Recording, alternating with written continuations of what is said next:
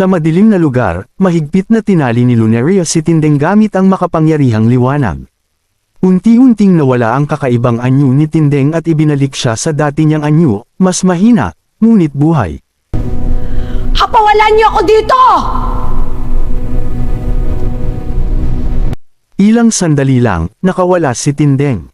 Bigla siyang napangiti, isang ngiting kakaiba. Para bang may nagbago sa kanya. Mas magaan ang pakiramdam, ngunit may halong misteryo ang kanyang aura. Hindi siya nag-aksaya ng oras. Tumakbo siya papalayo, papasok sa madilim na kakahuyan. Bawat hakbang niya ay may tunog ng tuyong dahon na kanyang tinatapakan.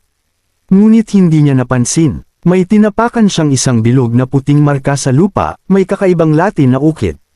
Paglapag ng kanyang dalawang paa sa gitna nito, biglang tumigil ang kanyang katawan. Ano ito? Hindi! Hindi na siya makagalaw. Unti-unting nagbago ang kanyang katawan, mula papaakyat, nagiging puti, nagiging malinaw. Nanlaki ang kanyang mga mata sa takot.